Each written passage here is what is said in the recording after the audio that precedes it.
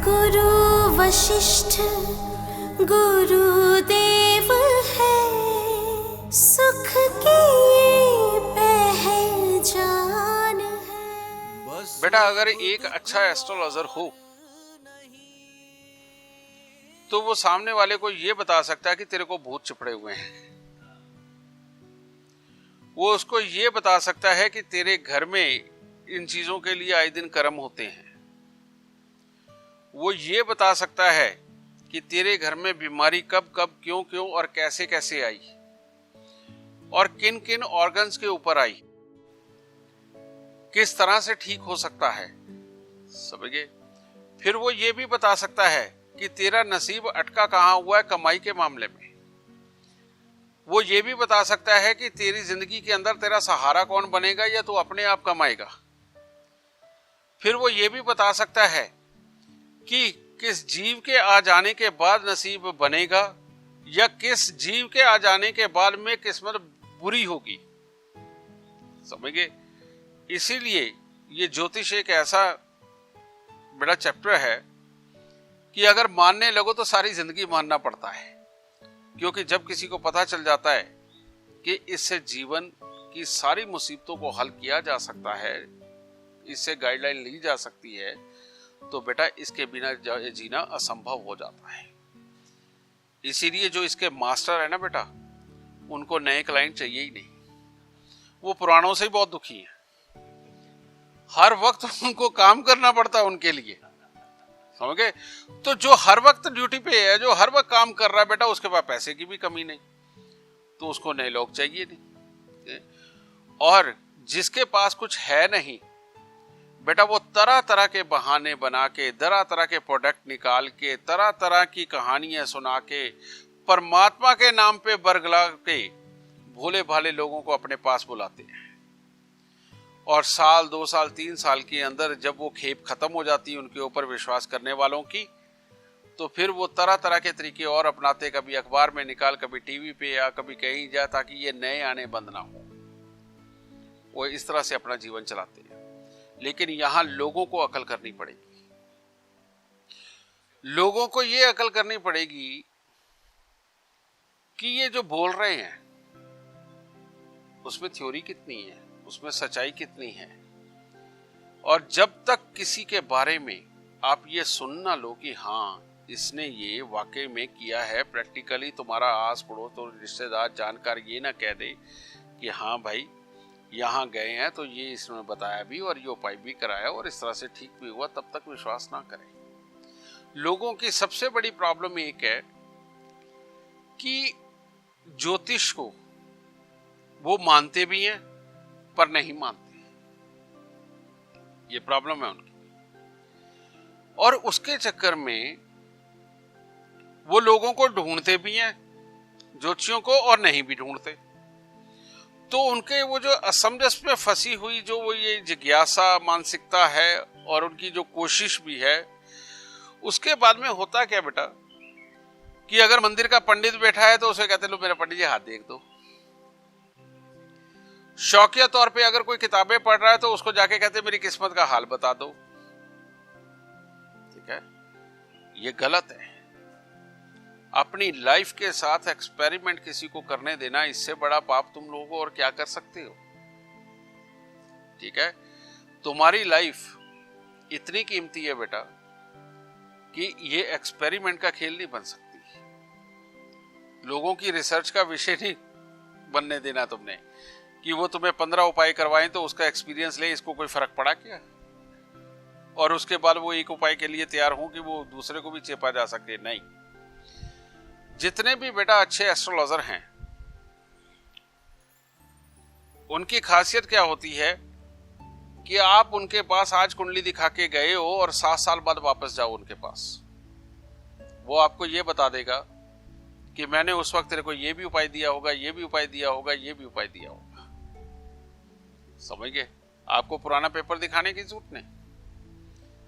और जो एस्ट्रोलॉजर, ये आज एक बहुत बड़ी बात बताने लगा हूं किसी को भी आजमाने की, और जो इंसान इसको नहीं आजमाएगा वो अंधेरे में ही भटकता रह जाएगा। ये बात याद रखो। तुम एस्ट्रोलॉजर के पास गए, चलो कोई बात नहीं, तुमने विश्वास कर लिया, अच्छी बात है, कोई दिक्कत नहीं, दिखाओ। लेकिन जब अगली बार जाओ तो पेपर को अपनी जेब में रखो जो उसने उपाय लिख के दिए थे, और उसको ये कहो कि अब मुझे बताओ आपने पिछली बार मेरे को क्या क्या उपाय दिए थे। अगर वो कहे कि नहीं मेरे को पहले समस्या बताओ, तो वहीं पकड़ लेना कि झूठा एस्ट्रोलॉजर है। चलो एक पल के लिए और मानते हैं, समस्या भी बता दो कि मैंने ये बताई थी, फिर भी पूछो कि तुमने क्या उपाय दिए थे। अगर वो एस्ट्रोलॉजर नहीं बता पाया कि उसने तुम्हें क्या उपाय दिए थे, उसे फ्रॉड मान लो और ये जान लो कि इसके पास आना खतरे से खाली नहीं है, और ये अपनी जेब भरेगा, तुम्हारी खाली करेगा। जो तुम्हें ये बता दे ना तुम्हारे पहले ही सवाल पे कि आप मेरे को इतना बता दीजिए आपने मेरे को पिछली बार क्या उपाय दिए थे, और इसके लिए मेरे को गलती के लिए क्षमा भी कर दो क्योंकि मैं आपको इस तरह से आजमा रहा हूं, और अगर उसने बता दिए तो अपने आप को खुश नसीब समझो कि तुम एक सही जगह पे बैठे हो। आज तक बेटा यही भ्रम था कि हम किसको जाने कि वो सही है या गलत है। तो बेटा ये मैंने जांचने का तरीका एक ऐसा बता दिया कि अगर आप इस चीज से अपने एस्ट्रोलॉजर को जांचते हो तो समझ लीजिए कि आप सही जगह हो, और अगर आपकी जांच में वो फेल होता है तो फौरन उससे मुख मोड़ लीजिए। उसका कारण है बेटा जितने झूठे फ्रॉडी जो जिंदगी में कभी और दूसरों कामों में कामयाब नहीं हुए, बेटा इस तरह के बहुत सारे लोग एस्ट्रोलॉजर बन चुके हैं। ये मेरी लाइन की बदनसीबी है बेटा कि हम किसी को कह भी नहीं सकते कि तू एस्ट्रोलॉजर नहीं है, और इससे हो क्या रहा है, हमारी लाइन बदनाम हो रही है। और जबकि ये सच बात है, ये दुनिया की सबसे बड़ी साइंस है कि जो डॉक्टरों के भी इलाज करती है।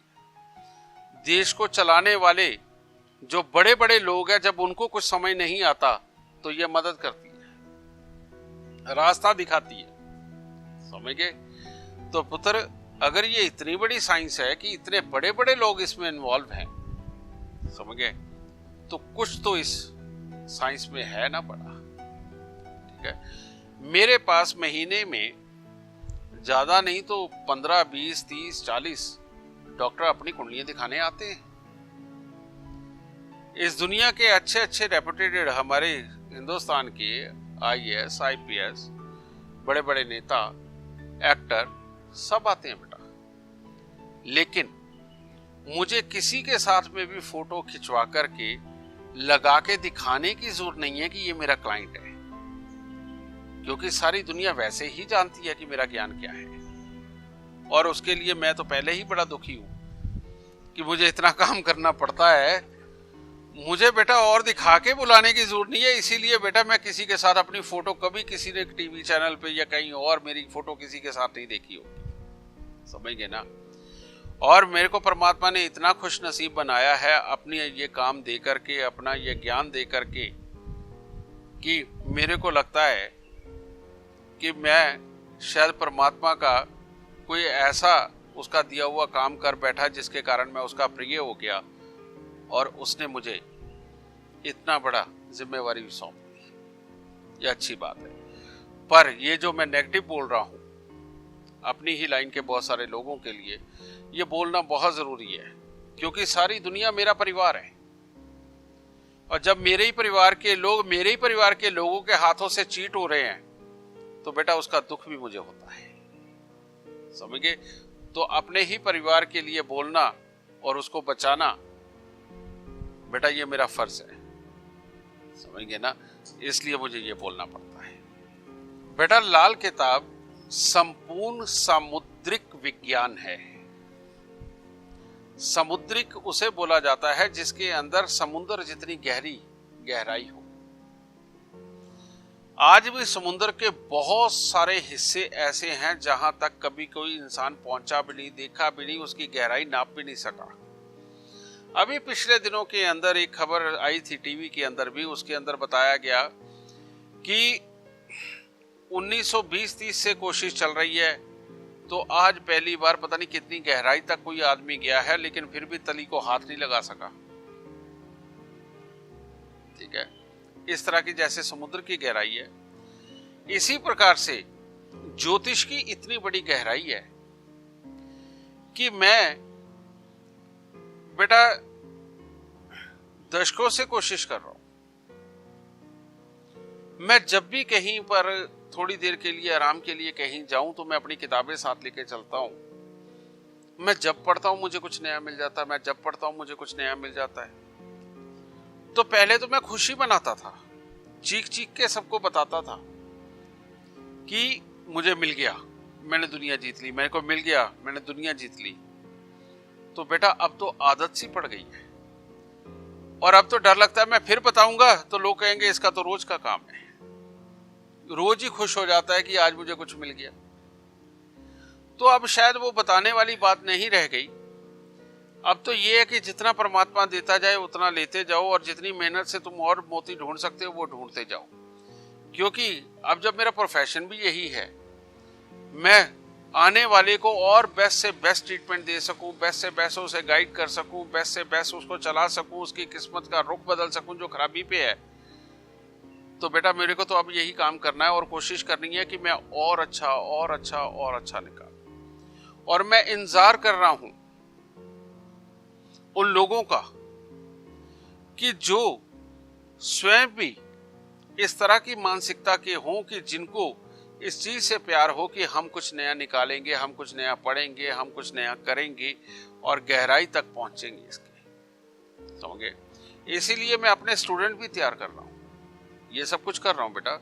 और परमात्मा ने चाहा तो जल्दी ही हम भी एक बहुत बड़ी टीम बना करके बैठेंगे जिनका काम ही रिसर्च करने का होगा, ताकि इस प्रोफेशन को इसका खोया हुआ सम्मान पूरी तरह से वापस दिला सके। और एक अकेला ही मैं इस मुहिम में ना लगा रहूं, और बहुत सारी दुनिया को इसके साथ जोड़ के उनको काबिल बना के बेटा पूरी तरह से इसका सम्मान खड़ा किया जाए। बस अब